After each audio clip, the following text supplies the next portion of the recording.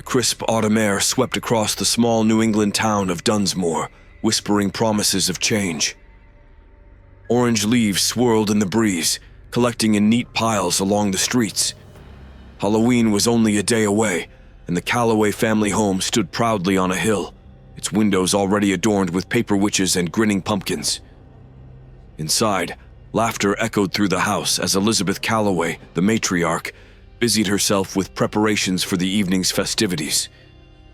It was an ordinary evening until the knock at the door. Arthur Calloway, a sturdy man with a thick mustache, was in the parlor, his reading glasses balanced on his nose as he pored over the evening newspaper.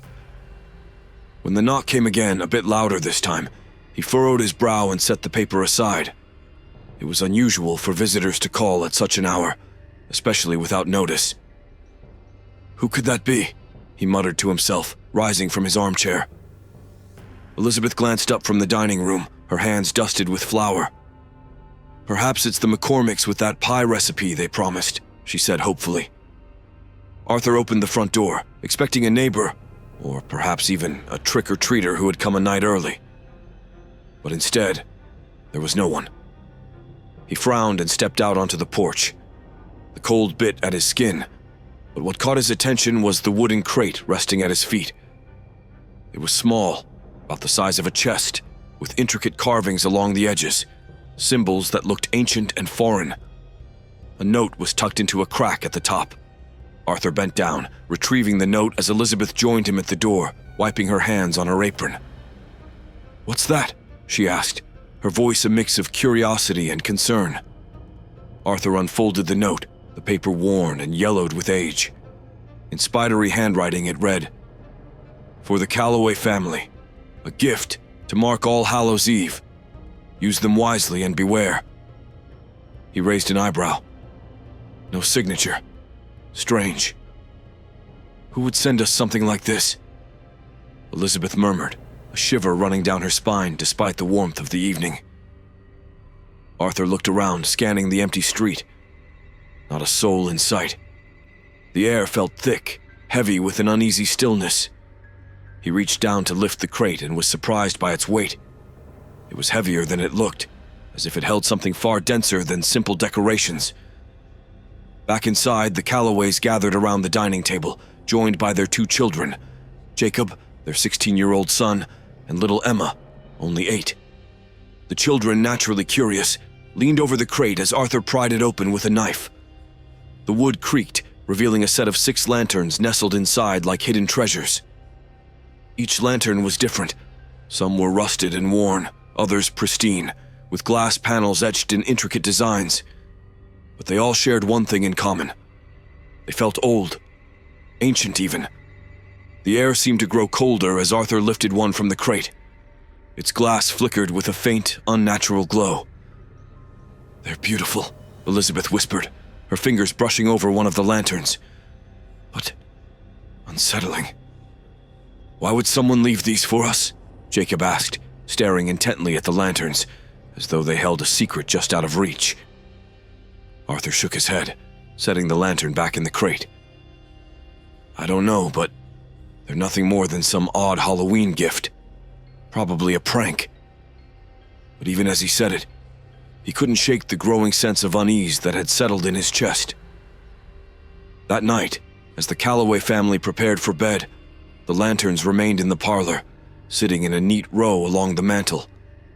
Their faint glow seemed to pulse in the darkness, casting eerie shadows that danced along the walls.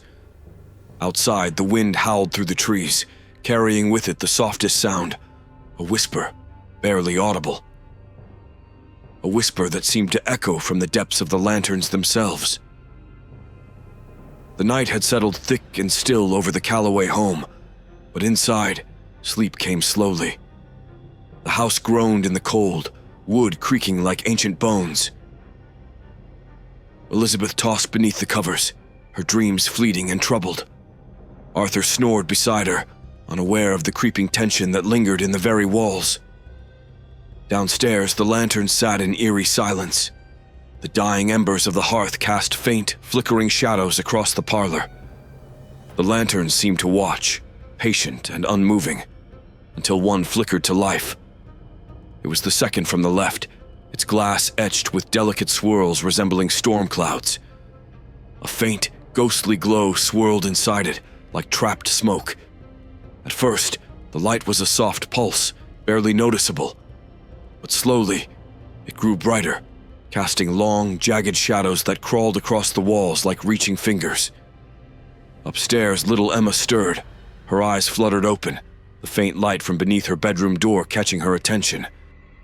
Her small feet padded softly across the wooden floor as she opened the door a crack, peering into the hallway. The house seemed unnaturally still, and yet she heard it, the softest of whispers. At first it was indistinct, like wind through the trees, but as she crept down the stairs, the sound became clearer. "Help me, please." Emma's heart quickened, but curiosity tugged her forward. She descended the stairs, her small hand brushing along the banister. The whisper came again, gentle but insistent, as though it beckoned her closer. In the parlor, the lantern's glow flickered erratically, casting wild shadows that shifted with every pulse of light. The voice was clearer now. "Set me free." Emma gasped and stumbled back, eyes wide as she stared at the glowing lantern. She could feel the cold emanating from it, the air around her chilling as if something ancient and long forgotten stirred within the glass. Her pulse quickened, and for a moment she thought she saw movement inside the lantern. Something swirling, something alive. "Emma?" A voice behind her broke the silence, and she jumped. It was Jacob, standing in the doorway, his face pale in the dim light. He had been restless too, the strange tension in the house gnawing at his nerves. "What are you doing down here?" he asked, his voice low, as though speaking too loudly might disturb something unseen. Emma hesitated, pointing a trembling finger at the lantern. It spoke to me." Jacob stepped closer, his brow furrowed. The glow from the lantern danced in his eyes, and he felt the same chill that Emma had. He reached out toward it, hand hovering over the cold metal. "You're dreaming, Em. It's just a lantern," he said, though even he didn't believe his own words. Just as his fingers brushed the edge of the glass, the whisper came again, louder now. "Set us free or suffer the same fate." Jacob jerked his hand back as though burned. He looked down at Emma, who was now trembling, her eyes wide with fear. "You heard that, didn't you?" he whispered, his voice barely audible. Before Emma could respond, the rest of the lanterns flickered, one by one, their dull glass now illuminated with the same spectral glow. The air around them seemed to hum with energy, a low vibration that set their teeth on edge. "We should get Dad," Emma whispered, clutching her brother's arm. Jacob swallowed hard. "Yeah, we should," he agreed, his voice shaky. But as they turned to leave, the front door creaked open on its own, the cold wind from outside rushing in. It slammed shut again with a deafening thud, and the room plunged into total darkness. For a moment there was silence, broken only by the sound of Emma's rapid breathing. Then, from the shadows, the whisper returned, louder, more urgent than before. "Set us free, or you will join us." The lantern's glow returned, casting pale, ghostly light over the room. Jacob and Emma backed away, fear gripping them as they realized this was no prank or dream. Something dark and ancient was tied to those lanterns, something that would not rest until it got what it wanted. And it was far from finished with them. The house was still in the morning, but the air felt thick, heavy with the remnants of the night's strange events. The lanterns sat innocently on the mantel, their glass now dull and lifeless, as though nothing had happened. Jacob and Emma hadn't spoken about the whispers, but the tension in their faces spoke volumes. They were not the same as they had been yesterday. Arthur Calloway paced in the kitchen, chewing the end of a cigar, while Elizabeth prepared breakfast. "I don't like it," he muttered, staring through the doorway toward the parlor. "Who leaves something like that on a doorstep? It's strange." Elizabeth shot him a weary glance. She had been up since dawn, her sleep restless and fragmented, haunted by vague dreams of shadows moving through the house. "We could get rid of them," she suggested, not meeting his eyes. "Just take them out back and burn them." Arthur snorted. "They're just lanterns. Throwing them out because of a bad dream seems a little much, don't you think?" Before Elizabeth could respond, Jacob and Emma came down the stairs. Both children looked pale, their eyes shadowed with fatigue, and they moved like sleepwalkers. Arthur frowned. "You two all right? You look like you've seen a ghost." Emma didn't answer, and Jacob only muttered something under his breath. Arthur opened his mouth to press them, but thought better of it. Perhaps they were just spooked from the holiday excitement. After all, Halloween had a way of stirring the imagination. But after breakfast, when Jacob was left alone in the parlor, something drew him back to the lanterns. He stood before them, staring into the glass of the second lantern, the one that had whispered to him and Emma the night before. The memory of the voice made his skin prickle. "Set us free, or you will join us." The words echoed in his mind, and though he told himself it was just his imagination, a part of him couldn't shake the feeling that the lantern was watching him. His hand moved toward it, fingers brushing against the cold metal frame. It seemed to pulse under his touch, as if something inside was alive, waiting. Without thinking, he lifted the lantern from the mantel. It was heavier than he remembered. The glass inside swirled with the faintest hint of mist, barely visible, like breath on a cold morning. Jacob hesitated. A voice deep inside told him to put it down, to walk away. But another part of him, driven by curiosity perhaps, urged him forward. Slowly, he unscrewed the cap at the top of the lantern. As the metal shifted, a sudden gust of cold air rushed out, as though the room itself had exhaled. The mist inside the lantern thickened, swirling faster, and before Jacob could react, the lantern flared to life. A sharp crack echoed through the room as the glass shattered, and the mist burst free, spiraling upward in a cloud of icy air. Jacob stumbled back, gasping as the mist began to take form. It twisted and writhed, growing taller, more solid, until the figure of a man emerged, pale and gaunt, his eyes hollowed and empty. His clothes were tattered, like those of a man long dead, and his mouth hung open in a silent scream. The figure hovered in the air for a moment, translucent and wavering, before turning its gaze on Jacob. The boy froze, his breath catching in his throat as the spirit's cold eyes locked onto him. "Thank you." The voice was a low rasp, like the sound of dry leaves scraping over pavement.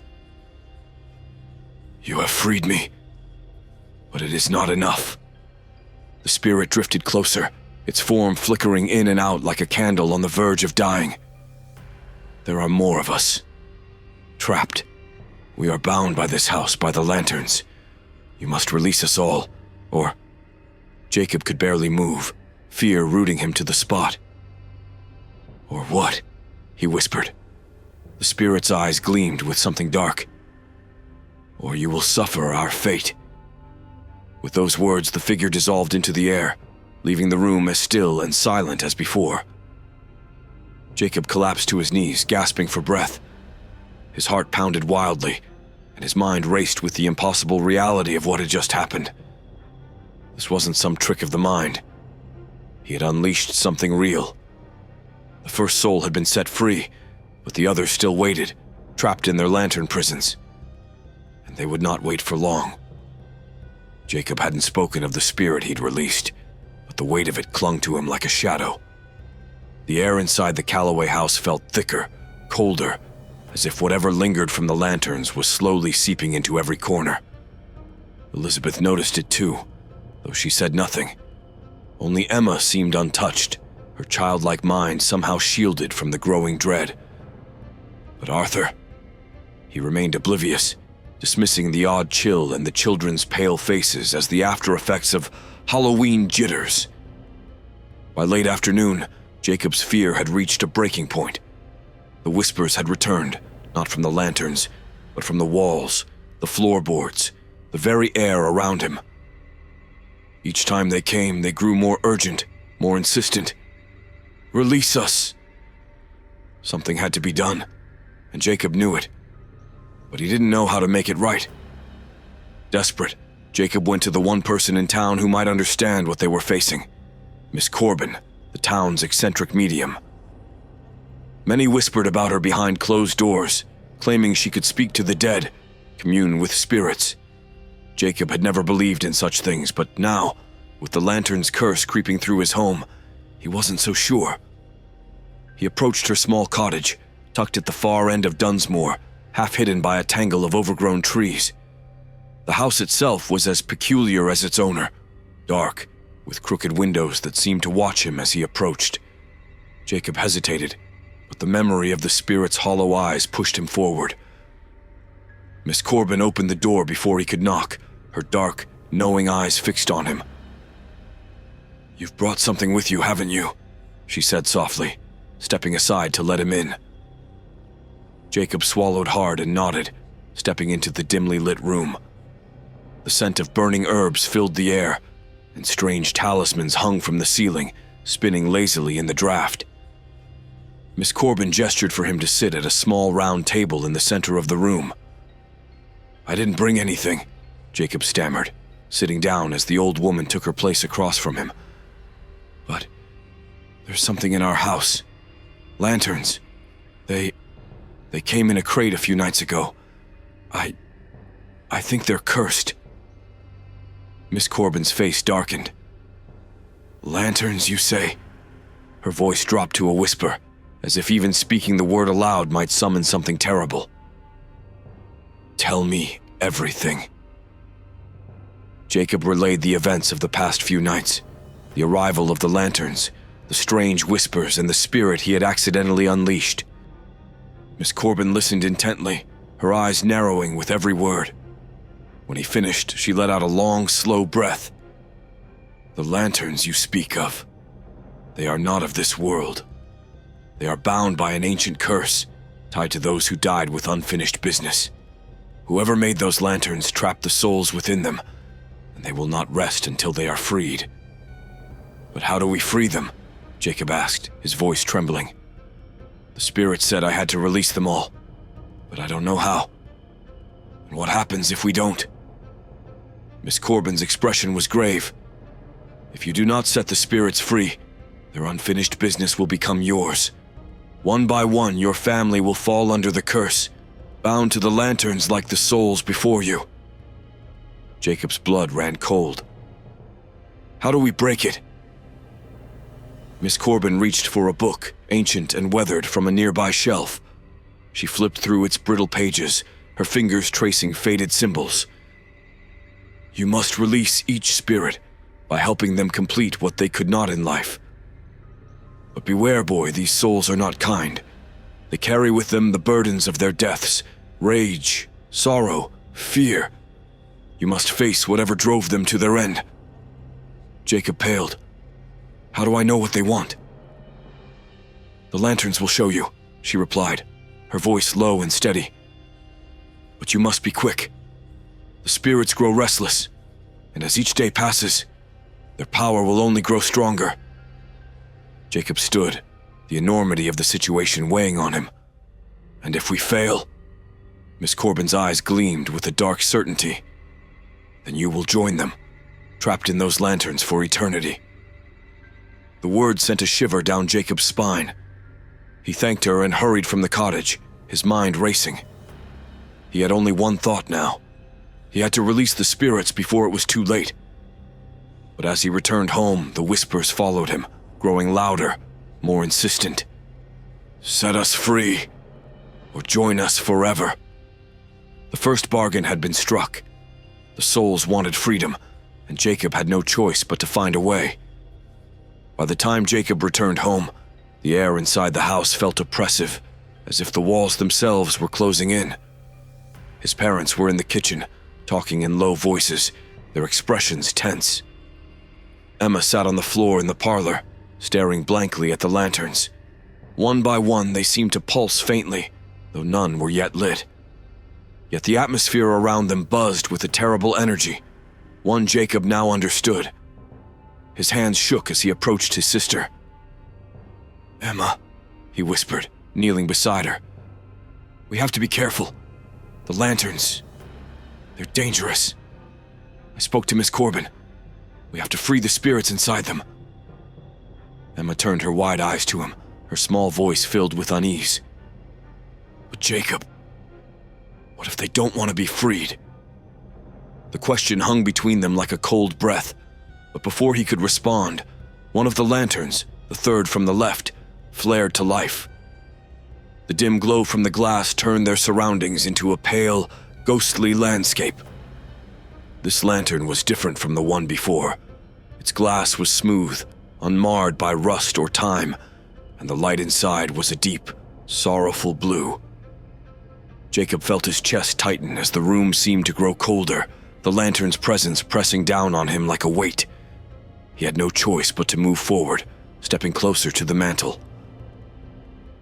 The glow intensified, and as he placed his hand on the lantern's cold metal, the air around him shifted, like the pull of a distant memory.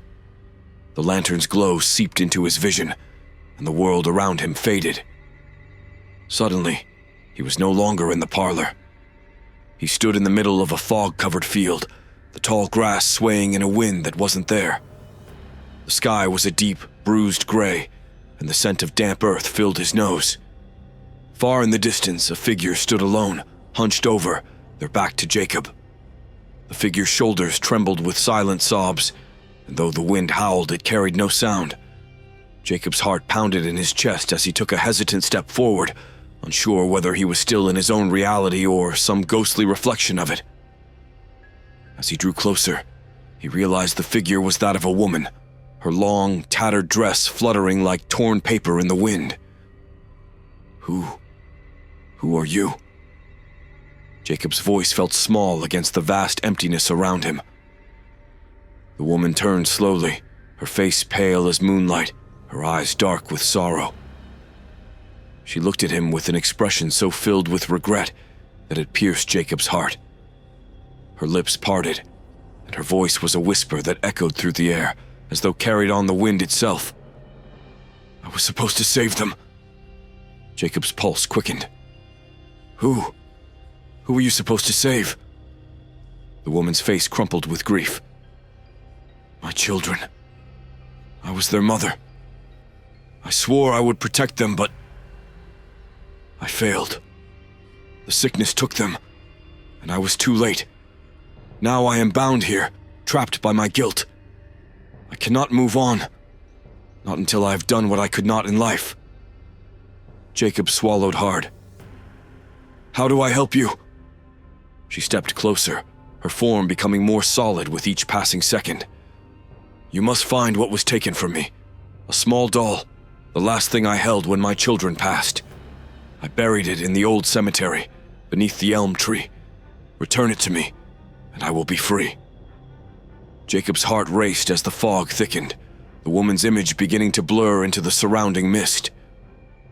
"Hurry," she whispered, her voice fading. "Before the others come, they will not be as forgiving." Then, just as quickly as it had begun, the vision ended. Jacob stood once more in the parlor, his hand still resting on the lantern.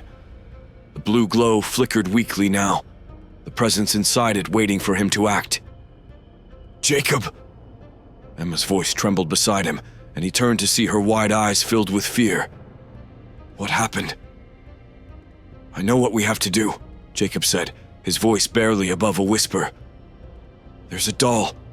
It's buried in the old cemetery. We have to find it and bring it back to her." Emma shuddered. "And if we don't?"